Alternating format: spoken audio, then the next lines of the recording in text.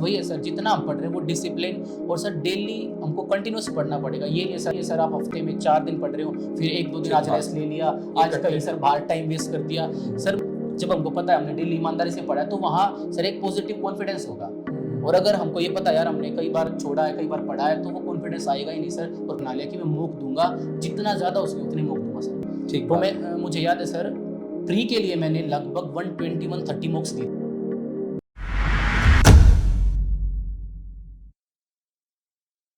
Hello, toppers talk के इस नए वीडियो में आप लोगों का स्वागत है। आज हमारे साथ हैं अंकुश, 2022 एसएससी सीजीएल में ऑल इंडिया 58 रैंक। लेकिन इससे पहले मैं आप लोगों को बता दूं, इन्होंने क्लियर किया है 2020 सीजीएल, 2021 सीजीएल, 2022 और बाकी जो एग्जाम है सीएचएसएल क्लियर कर चुके हैं, एफ कैट का एग्जाम क्लियर कर चुके हैं, सीडीएस 2 बार क्लियर कर चुके हैं और आईबी में भी इंटरव्यू पोस्ट तक पहुंच चुके हैं। बहुत सारी पोस्ट क्लियर करने के बाद मुझे लगता है कि जिस बच्चे ने जितनी ज़्यादा तैयारी की है वही आप लोगों को काफ़ी सारी चीज़ें बता सकता है कि आप अपना इम्प्रूवमेंट कैसे कर सकते हो। तो आज का जो ये वीडियो है, आज का जो सेशन है, इसमें हम लोग अंकुश से जानने की कोशिश करेंगे कि उनकी स्ट्रेटेजी क्या रही और सारे के सारे एग्जाम्स उनसे कैसे निकले। उससे पहले हम लोग चाहेंगे कि अंकुश हम लोगों को बताएं कि उनके खुद के बारे में, 10th 12th में परसेंटेज का क्या थी, कहाँ से हैं, इसके बारे में हम लोग जानते हैं। सर तो मेरा नाम है अंकुश छिकारा और सर मैं बहादुरगढ़ सिटी दिल्ली एनसीआर से हूँ। मैंने अपनी 10th और 12th वहीं बहादुरगढ़ सिटी से करी, पीडीएम पब्लिक स्कूल से। 10th में सर मेरे ऑलमोस्ट 8 सीजीपी था सर मेरा, और 12th में मेरी परसेंटेज थी 76%। उसके बाद सर मैंने इंजीनियरिंग परसू करी एसआरएम यूनिवर्सिटी दिल्ली एनसीआर से ही। वहाँ पर मैंने इलेक्ट्रिकल एंड इलेक्ट्रॉनिक्स इंजीनियरिंग करी, उसमें मेरा स्कोर था 83%। और अभी सर मैं करंटली प्रिवेंटिव ऑफिसर मुंबई में पोस्टेड हूँ। तो जैसा आप लोगों ने देखा कि इन्होंने अंकुश ने जो तैयारी शुरू की वो अपनी ग्रेजुएशन के बाद ही करना शुरू किया और 2019 में शायद आपकी ग्रेजुएशन हाँ जी सर, मेरी 19 में कंप्लीट हुई थी। ठीक है। उसके बाद सर मैं गवर्नमेंट जॉब की तरफ मैंने सोचा, जब मेरे फादर एक्सपायर हुए थे सर, क्योंकि वो गवर्नमेंट एम्प्लॉय थे हरियाणा गवर्नमेंट में। तो उसके बाद मुझे लगा कि फैमिली को एक स्टेबल जॉब की नीड है, तो उसके लिए गवर्नमेंट जॉब बेटर ऑप्शन रहेगा प्राइवेट से। तो मैंने सर 2019 में ये चीज़ सोची। हाँ सर, 19 अगस्त में मेरी ग्रेजुएशन कंप्लीट हुई थी सर। उसके बाद ही मेरे को लगा कि मैं एसएससी की फील्ड में जाता हूँ, क्योंकि जब मैंने कंपेयर किया सर एसएससी, बैंकिंग और बाकी कुछ डिफेंस एग्जाम से, तो मेरे को एसएससी ज़्यादा बेटर लगा। तो एसएससी की तैयारी सर। इस चीज़ का मतलब जैसे अपनी आपस में बातचीत हुई हाँ जी थी सर, 2020 में लगभग बातचीत हुई थी। हाँ जी सर। उससे पहले मतलब 4 या 5 महीने पहले आप एसएससी के बारे में सोच चुके थे। हाँ जी सर, मैं और उस टाइम आप एसएससी के एक ऑनलाइन बैच में थे। हाँ, जिसमें मैथ्स पढ़ हाँ जी रहे सर। थे। तो आप उसमें उसके बाद कैसे मतलब एसएससी में आए और उसके बाद मेरे बारे में कैसे जाना कि सर से ही मैथ्स पढ़ना है, इसके बारे में कब जाना और कैसे आप वहां पर आए, कौन कौन से बैच में आप रहे अपने एसएससी में, जितने भी आपने ये सिलेक्शन दिए हैं। क्योंकि एक स्टूडेंट के लिए सपना होता है कि मेरा कहीं भी एक बार जहां सिलेक्शन नहीं हो रहा है एक बच्चे का, उसको हमेशा लगता है यार कहीं भी हो जाए, बस एक बार हो जाए हाँ जी सिलेक्शन। सर। और आपने इतनी पोस्ट निकाली, इतनी अच्छी अच्छी पोस्ट निकाली हैं, तो आप बताइए एक बार। सर स्टार्टिंग में तो मेरा भी सर यही माइंड सेट था कि कुछ भी निकल जाए, चाहे क्लरिकल पोस्ट हो या इवन ग्रुप डी भी हो सर। क्योंकि स्टार्टिंग में हम स्टार्ट करते हैं तो सर यही मेंटेलिटी होती है एक स्टूडेंट की कि बस गवर्नमेंट जॉब हो जाए, चाहे कुछ भी हो। तो सर मैंने अपनी जो तैयारी है सीजीएल की, मेरी जर्नी 2020 जनवरी से स्टार्ट हुई थी सर। तो उस टाइम मैंने शुरू किया था, थोड़ा बेसिक मैंने जाना यूट्यूब से कि क्या एग्जाम में आता है, क्या पैटर्न है, क्या सब्जेक्ट्स हैं। तो मैंने बेसिक थोड़ा यूट्यूब से पढ़ना स्टार्ट किया। तो उस टाइम मैंने कोई पेड बैच नहीं लिया था। और मार्च 2020 में सर प्री था 2019 सीजीएल का, वो मैंने दे दिया था सर। वो मेरा निकल गया, क्योंकि सर थोड़ा सा स्टार्टिंग से ही मेरा जो 2-3 महीने जो मैंने पढ़ा था उसी में प्री निकल गया था सर, इतना हो गया था। बट हाँ, मेंस के लिए तो सर प्रॉपर गाइडेंस चाहिए थी, प्रॉपर तैयारी चाहिए थी। तो सर उसके लिए फिर मैंने 2-3 महीना तो मैं इधर यूट्यूब पर पढ़ता रहा, लेकिन कुछ प्रॉपर गाइडेंस नहीं मिली सर, जिससे कि कुछ स्कोर वगैरह बन नहीं रहा था, मॉक्स में कुछ भी नहीं था सर। फिर एक फ्रेंड थे मेरा जो अभी डेली एक्साइज इंस्पेक्टर 2019 बैच से, उन्होंने मुझे सजेस्ट किया कि अगर आपको बेसिक से पढ़ना है तो पवन राव सर बेटर रहेंगे, आप उनसे एक बार ट्राई कीजिए पढ़ के। तो सर मैंने आपका जो यूट्यूब पर ज्योमेट्री का वो था एक पूरा कोर्स, वो मैंने पढ़ा सर। तो मेरे को बहुत अच्छा लगा, वो मेरे को बहुत अच्छे समझ में आया। तो उसके बाद ही सर मैंने आपसे कांटेक्ट किया कि मेरे को आपका बैच चाहिए। इवन मैं जयपुर आने के लिए भी मतलब आ गया था, लेकिन वो लॉकडाउन वगैरह लग गया था सर, वापस जाना पड़ा। हाँ। फिर मैंने आपका ऑनलाइन बैच स्टार्ट किया जो मदर्स ऐप पर था। तो वहाँ से मेरी सर आपसे प्रॉपर जो है गाइडेंस और टीचिंग स्टार्ट हो गई थी सर।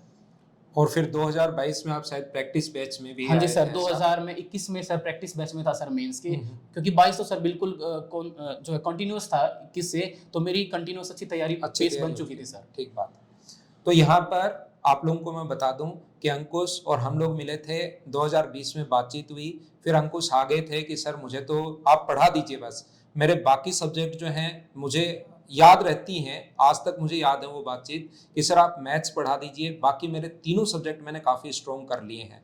तो मैंने कहा यार अंकुश आ जाओ आप, और यहाँ पर अपन साथ तैयारी करेंगे, मैं प्रैक्टिस करवा देता हूँ। अंकुश अपना सामान उठाया और अगले ही दिन मेरे पास आ गए थे। लेकिन तो शायद ज़्यादा दिन भी नहीं हुए थे, कुछ दिन बाद ही, 4-5 दिन बाद ही फिर वो लॉकडाउन वाली सिचुएशन आ गई थी। तो उसके बाद तो फिर ऑनलाइन ही करना था, तो फिर ऑनलाइन बैच में कंटिन्यू रहे। हाँ जी सर। तो अंकुश, अपने स्टूडेंट को हम लोग जानने की कोशिश करेंगे आपसे कि आप उनको बताइए कि आप बाकी, जैसे चलो मैथ्स हो गया आपका स्ट्रॉन्ग हो गया, और बाकी जो सब्जेक्ट हैं आपके, जैसे इंग्लिश, एक एक सब्जेक्ट के बारे में बताइए। इंग्लिश के बारे में, रीजनिंग बच्चा कैसे कर सकता है, जीके कैसे कर सकता है, और जीके तो आपकी वैसे भी बहुत हाँ स्ट्रॉन्ग जी है, सर, जीके तो मेरी जीके आपकी हमेशा से अच्छी स्ट्रॉन्ग रही है, है सर। एकदम शुरुआत से आपकी अच्छी रही है। तो जीके आप कैसे कर सकते हैं उसके बारे में थोड़ा बताइए। सर जीके में स्टार्टिंग से इंटरेस्ट मेरा, तीनों सब्जेक्ट के बारे में प्लस जीके तो हाँ जी बताना सर। ही बताना। तो हाँ। सर जीके से मैं स्टार्ट करता हूँ। सर जीके मेरा शुरू से ही इंटरेस्ट था सर काफ़ी, क्योंकि काफ़ी इंटरेस्टिंग लगता था सर। हिस्ट्री, ज्योग्राफी, मतलब अपना ही जैसे कल्चर पढ़ रहे हैं हम, इंडिया के बारे में पढ़ रहे हैं, वर्ल्ड के बारे में पढ़ रहे हैं, तो उसमें मेरा इंटरेस्ट काफ़ी था सर। तो जीके मैंने पढ़ना शुरू कर दिया था, और मेरे को एक दोस्त ने ये सजेस्ट किया था कि अगर आपको अच्छी रैंक चाहिए तो प्री में जीके में मार्क्स बहुत मायने रखते हैं सर, क्योंकि बाकी तीनों सब्जेक्ट में सर सभी नंबर ले लेते हैं बच्चे, या तो कोई रट कर ले लेगा या फिर प्रैक्टिस से ले लेगा, लेकिन जीके ऐसा सब्जेक्ट है इसमें आप कितना ही पढ़ लो फिर भी शायद किसी के नंबर ना आए। सही तो बात। सर जीके मेरे को फोकस करना ही था सर, क्योंकि जीके से सभी एग्जाम अटैच हैं। अगर मैं एसएससी के अलावा भी कोई बात करूँ तो सर, क्योंकि जीके हर जगह आएगी। हो ठीक सकता बात। है मैथ सर किसी एग्जाम में ना आए, लेकिन जीके हर जगह आएगी। तो सर जीके मेरे को स्ट्रॉन्ग करनी थी। तो जीके की मैंने सर स्ट्रेटेजी कुछ ऐसी बनाई कि मैं अच्छे से हर पॉइंट कवर अप कर पाऊँ। वो सर ऐसे किया मैंने कि मैंने 3 हिस्से में जीके बांटा सर। पहली थी मेरी जो जनरल थ्योरी है, जैसे सर सब्जेक्ट वाइज है, हिस्ट्री, ज्योग्राफी, ये सब मैंने बांटे। सेकंड थी मेरी स्टैटिक जीके, जिसमें सर स्टैटिक अगर आप टॉपिक्स अपने हैं। स्टूडेंट को कोई बुक का नाम भी बताना चाहें जो हाँ जी आपने सर, जो पढ़ी मैंने, हो, जहाँ से नोट्स बनाए हो, तो स्टूडेंट के लिए थोड़ा फायदा तो सर जो मैंने बेसिक सबसे पहले बेस क्लियर किया था वो अपना लूसेंट बुक से किया था सर, क्योंकि काफ़ी बेसिक बुक है, और कोई भी स्टार्टिंग से अगर कोई बिल्कुल नया स्टूडेंट है उसके लिए काफ़ी इजी है उसको समझना लूसेंट को। एक बार मैंने वहाँ से सर 4 से 5 बार उस लूसेंट को अच्छे से पढ़ा। उसके बाद मैंने उसमें से अपने नोट्स जो है हाईलाइट करता गया सर। मैंने वो एक्सट्रैक्ट की सारी इन्फॉर्मेशन, अच्छे नोट्स बनाए। उसके बाद सर मैं थोड़ा एडवांस में गया। किरण की बुक आती है सर, एक वन लाइनर नाम से जीके की, उस पर, वो लूसेंट से थोड़ी एडवांस थी सर। तो उसको मैंने फिर सेम स्ट्रेटजी से स्टार्ट किया। मैं हाईलाइट करता था, नोट्स निकालता था, और उनको बिल्कुल डेली सर 1.5 से 2 घंटा मैं बिल्कुल उसको अच्छे से रटता था सर, बिल्कुल कि कोई भी पॉइंट मिस ना हो जाए। और सर इसमें मेरी स्ट्रेटजी ये रहती थी कि जो 1.5-2 घंटा मैं दे रहा हूँ कंटिन्यूस बुक के बजाय, मैं उसको 3-4 हिस्सों में बांटा सर। जैसे 4 हिस्से में बांटा था आधे-आधे घंटे के। तो सर आधा घंटा मैं हिस्ट्री पढ़ रहा हूँ, आधा घंटा ज्योग्राफी, आधा घंटा पॉलिटी, और बाकी आधे घंटे में जैसे कई बार फिजिक्स पढ़ ली, केमिस्ट्री पढ़ ली, तो मैं कंटिन्यूस ऐसे बुक को लेके चलता था। तो सर इससे क्या होता है, डेली हम रिवीजन भी कर रहे हैं, और हमारा वो डर खत्म हो जाता है कि हम बुक स्टार्ट कर रहे हैं, एंडिंग तक आए तो स्टार्टिंग का भूल गए, क्योंकि सर हम डेली 4-5 स्लॉट्स में हमने बांट ली इस बुक को। ये एक अच्छी स्ट्रेटेजी है। हाँ जी सर। कि आप चारों को ही, आप चारों सब्जेक्ट को साथ लेकर चलिए, आधे आधे घंटे चारों को लेकर चलोगे तो प्रत्येक के अगर आपके 100 भी पेज हैं तो आपको ऐसा नहीं लगेगा कि मैं शुरुआत वाला भूल गया हूँ। ये एक बढ़िया स्ट्रेटेजी। हाँ जी सर, क्योंकि कनेक्टेड रहती है चीजें। हम आज हिस्ट्री पढ़ रहे हैं, जैसे वो परसों फिर आ जाती थी दोबारा, तो इंटरकनेक्टेड रहती थी, और रिवीजन वाली प्रॉब्लम नहीं होती थी कि मेरे को रिवीजन भी करनी है, क्योंकि वो इंटरकनेक्टेड थी। तो उसके बाद थ्योरी तो मैंने सर ऐसे स्ट्रेटेजी से कर ली। उसके बाद है सर स्टैटिक, क्योंकि स्टैटिक पोर्शन बहुत इंपॉर्टेंट है सर जीके के लिए, क्योंकि सबसे बड़ा है सर। लगभग 50 टॉपिक्स उसके अंदर आते हैं, जैसे कुछ भी नेशनल पार्क्स हो, हमारे हाईवेज हुए, लेक्स हुई, सर बहुत सारी चीज़ें उसमें। तो वो मैंने सर स्टडी IQ से डॉक्टर गौरव गर्ग का कोर्स लिया था, वहाँ से मैंने अच्छे से नोट्स बनाए, और वो बिल्कुल सर डेली हाफ आवर मैं हर रोज़ उस कॉपी को पढ़ता था जो मैंने नोट्स बनाए थे सर, हैंड रिटन। उसके अलावा तीसरा हमारा जीके का इंपॉर्टेंट फैक्टर है sir current affairs. Current affairs बहुत इंपॉर्टेंट है सर, क्योंकि कई बार ऐसा होता है सर 8-10 क्वेश्चन आ गए, कई बार ऐसा भी होता है सर एक भी क्वेश्चन ना आए, लेकिन करंट अफेयर को हम छोड़ नहीं सकते। तो तीसरा इंपॉर्टेंट फैक्टर जो हमारा था जीके का, मेरा वो था sir current affair. Current affair को भी मैंने सेम सर ऐसे ही स्टडी IQ से ही किया था सर मैंने, डॉक्टर गौरव गर्ग का। उससे मैं डेली जो मंथली करंट अफेयर होती सर उनके पीडीएफ निकलवाता था और उसको पढ़ता था डेली आधा घंटा। तो सर मेरा जीके ऐसे 3 सेक्शन बन गए, आधा घंटा मैं करंट अफेयर्स करता था, आधा घंटा स्टैटिक और बाकी 1.5 से 2 घंटा मैं देता था थ्योरी को। तो जीके की सर मेरी ये स्ट्रेटेजी थी, इसको कंटिन्यूस फॉलो करते करते सर अच्छा स्कोर रहता था मेरा। 2020 में प्री में मेरे 42 मार्क्स आए थे और इस बार भी सर 50 मार्क्स मेरे आए हैं जीके। और ये लगभग आपने ये जो पूरी प्रोसेस है ये कितने महीने तक, 3 महीने 4 सर महीने? ये मैंने जब तक सिलेक्शन नहीं हो रहा, आपके मार्क्स नहीं आ रहे, मैं हर रोज कंटिन्यूस की है सर ये चीज। क्योंकि सर जीके ऐसे ही आप 4 दिन छोड़ दोगे तो कोई डेट मिस हो गई माइंड से, कुछ आर्टिकल मिस हो गया, तो सर जीके के लिए कंटिन्यूस चाहिए तैयारी। ठीक बात है। तो ऐसे सर मेरा जीके कंप्लीट हुआ। रीजनिंग के लिए सर मैंने स्पेशल कुछ नहीं किया था, एक प्रीवियस ईयर की किरण की बुक उठाई थी सर, वहाँ से मैंने रीजनिंग थोड़ा प्रैक्टिस की। जो टॉपिक मेरे को सर उसमें समझ में नहीं आ रहा वो यूट्यूब पे सर्च किया, यूट्यूब पे फ्री मिल जाते हैं सर रीजनिंग के टॉपिक्स, तो वहाँ से मैंने वो टॉपिक क्लियर कर लिए थे। तो रीजनिंग के लिए आप लोग कोई भी एक बुक लीजिए, और ऐसा कोई भी जरूरी नहीं है कि सर बोले वही करना जरूरी है, मतलब हर बंदे की अपनी अपनी स्ट्रेटेजी रहती है। अंकुश ने जो किया वो अपनी बता रहा है, आप जो कर रहे हैं वो भी मतलब बेस्ट ही होगा जो कुछ भी आप कर रहे हैं, लेकिन आपको एक बुक जरूर फॉलो करनी है। कोई भी बुक कर लीजिए, किरण कर लीजिए, कोई भी बुक जो आपको अच्छी लगे। ऐसा इस वीडियो से हमारा बताने का मकसद ये नहीं है कि आप हम जो बुक बताएं वही जाओ और खरीद डालो, ऐसा कुछ हमारा मकसद नहीं है। अपनी अपनी स्ट्रेटेजी हम लोग बता रहे हैं। तो एक बुक आप लीजिए, रीजनिंग के लिए बहुत ज्यादा टाइम वेस्ट करने की जरूरत नहीं सर है। बिल्कुल, और बुक भी सर इसीलिए कि एक फाउंडेशन तैयार हो जाती है सर अच्छी। क्योंकि नया बच्चा को या तो उसको पता ही नहीं सर मैं क्या करूं, मेरे को उससे नहीं पता सर कि कोडिंग डिकोडिंग के क्वेश्चन कैसे होते हैं, सीरीज के क्वेश्चन कैसे होते हैं, उसको बिल्कुल नहीं पता। तो सर प्रीवियस ईयर से एक बेसिक आइडिया हो जाता है। और मेरी नजर में सर मोस्टली जो रीजनिंग है वो मॉक्स के थ्रू तैयार हो जाती है। अगर आप कंटिन्यूस मॉक्स दे रहे हो तो वहीं से प्रैक्टिस हो जाती है सर। और जो टॉपिक आपके गलत हो रहे हैं सर वो यूट्यूब पे सर्च कर ले तो वहां से हो जाएंगे क्लियर सर। तो रीजनिंग तो ऐसे ही हो जाती है सर। ठीक है। उसके बाद सर इंग्लिश काफ़ी इंपॉर्टेंट है सर आज के टाइम पे, तो बहुत ही है क्योंकि मेंस में सबसे बड़ा जो स्कोर है सर वो इंग्लिश का है सर। 45 क्वेश्चंस हैं, सबसे मैक्सिमम मार्क्स इसी के हैं सर। ठीक बात। तो इंग्लिश की तैयारी सर मैंने क्रिस्टोफर सर से की थी, क्रिस्टोफर फिनिक्स से सर, दिल्ली में। हाँ नहीं सर मैंने ऑनलाइन बैच लिया था सर लॉकडाउन के टाइम पर। ठीक है। तो लॉकडाउन में सर ये फायदा था कि क्योंकि सब कुछ ऑनलाइन हो गया तो सर घर से अपना कंफर्टेबल जोन में ज़्यादा टाइम इन्वेस्ट कर पा रहे थे हम सर क्लासेस में। अब वही सर फिजिकल क्लासेस होती तो सर वहाँ पर आने जाने में इतना परेशान हो जाते हैं। ठीक है। तो सर लॉकडाउन में जो ऑनलाइन अभी आज तक वो चल रहा है सर कल्चर, वो बहुत अच्छा हो गया है। अब हम ये भी देख रहे हैं सर कट ऑफ बहुत इंक्रीज हो रही है, वो इसी वजह से हो रही है क्योंकि सर बच्चे बहुत अच्छा पढ़ रहे हैं, बहुत ज़्यादा टाइम इन्वेस्ट कर रहे हैं सर घर पर बैठ के पढ़ रहे हैं। तो सर इंग्लिश के लिए मैंने क्रिस्टोफर सर की जो है बेसिक एक कोर्स लिया था ऑनलाइन, वो मैंने एक बार कर लिया था, उससे मेरे अच्छे ग्रामर रूल्स वगैरह सब तैयार हो गए। और सर वोकैब, क्योंकि वोकैब काफ़ी इंपॉर्टेंट है, वोकैब के लिए मैंने ब्लैक बुक कंसिडर करी थी और क्रिस्टोफर सर की एक BMW बुक आती है, दोनों को सर मैं अल्टरनेट लेके चला था। और इसमें भी सर मैंने सेम स्ट्रेटजी लगाई। वोकैब में क्योंकि 4-5 सेक्शन है तो 1 घंटा में वोकैब पढ़ता था। अब उसमें सर 15-15 मिनट के लिए लगभग एक बच्चे को कितना टाइम देना चाहिए अगर उसको मान लो साल भर में ही सिलेक्शन चाहिए? सर अगर साल भर में चाहिए तो सर स्टार्टिंग इनिशियल, क्योंकि सर सिलेबस तो एक 5-6 महीने का सर बेसिक है, वो हर का है। उसके बाद वो कितने आवर्स पढ़े डेली? 5-6 महीने सिलेबस कंप्लीट कर लिया है। अगर सर प्रैक्टिस, अब सिर्फ प्रैक्टिस मोड में तो सर मेरे हिसाब से 8 से 10 घंटा इनफ है सर, अगर वो प्रैक्टिस मोड में है सर। तो ये बात आप लोग ध्यान रखना भाई सारे बच्चे, कि प्रैक्टिस यानी कि सिलेक्शन के बाद बहुत कम बच्चे आपको बताएंगे। लगभग बच्चे बोलते हैं कि हम तो 3 घंटे पढ़ते थे, 2 घंटे सिलेक्शन के बाद 4 घंटे। लेकिन जैसा अंकुश ने बताया कि जब तक आपका सिलेक्शन नहीं हो जाता आपको 8 से 10 घंटे डेली निकालने ही पड़ेंगे, अगर आपको साल भर में मेहनत चाहिए, साल भर में ही अगर कहीं ना कहीं सिलेक्शन चाहिए तो। क्योंकि सर 2020 में जैसे मेरा हो चुका था, उसके बाद भी सर मैं इतना नहीं मानता था कि अब मैं 2-3 घंटे इनफ होंगे सर, फिर भी मैं 8-10 घंटे दे रहा था सर, इवन सिलेक्शन के बाद भी।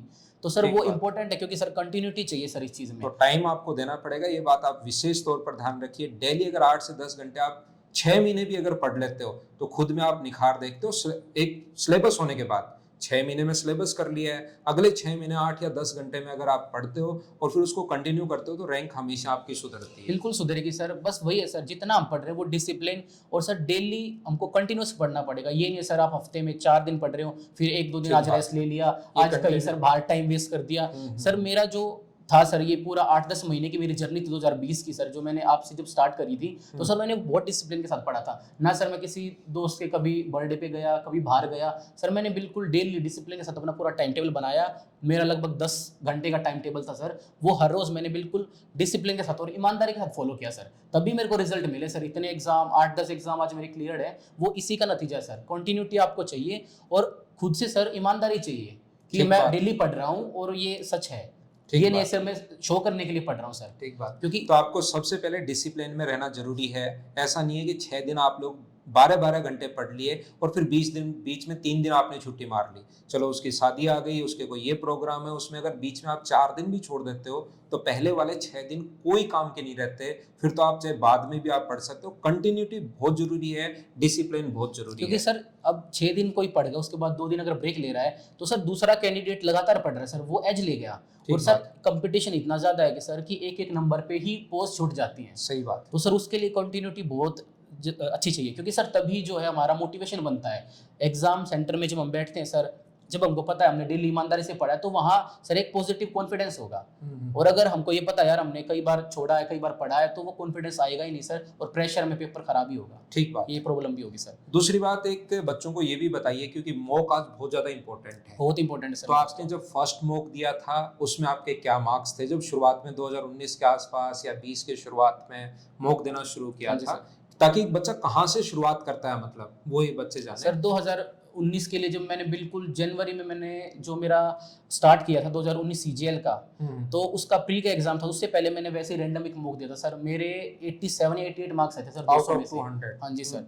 तो उस टाइम मेरे को पता चला कि भाई और मेरे को तो कुछ भी नहीं 2022 आता। में आपके प्री में कितने मार्क्स होंगे? प्री में सर मेरे 176 थे प्री में। 176 हाँ जी। और मेंस में अभी मेरे लगभग डबल से भी ज्यादा हो गए। हाँ जी सर। हम्म।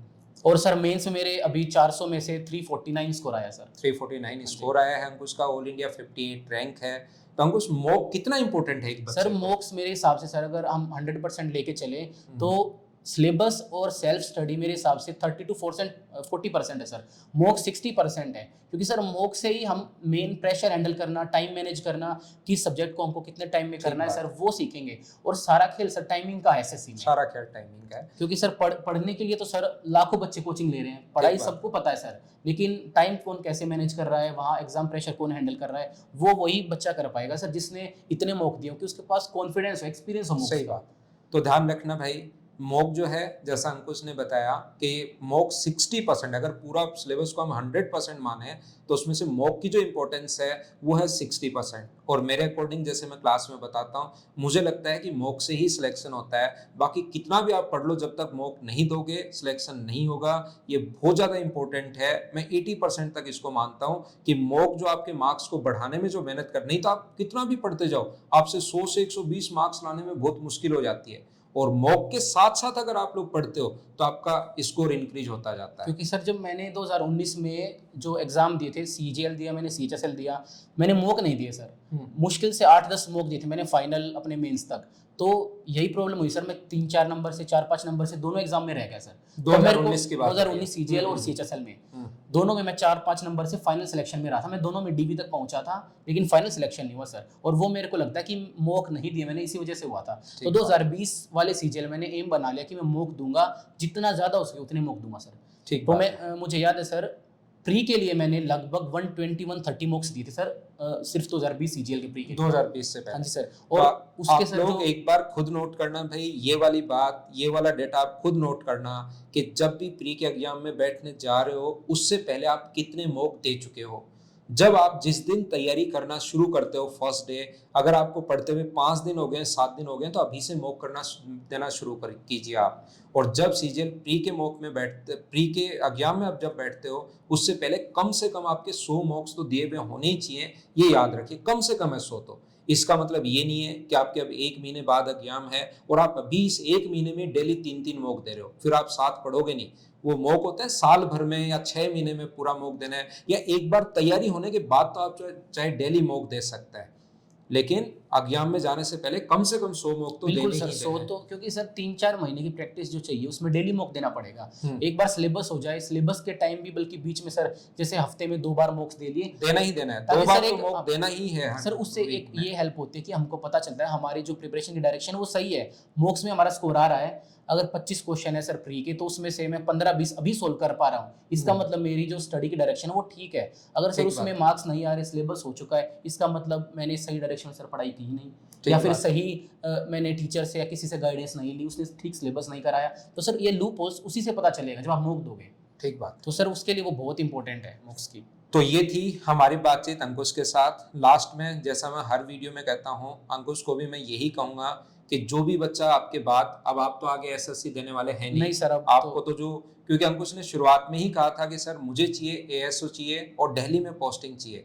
अभी बॉम्बे में पीओ पोस्टेड हैं लेकिन दिल्ली में पोस्ट चाहिए थी, इसलिए इन्होंने आगे एग्जाम दिया और अपनी जो ड्रीम जॉब थी, जब शुरुआत से देखा था कि एएसओ ने एमईए, और वो जॉब इनको मिली है।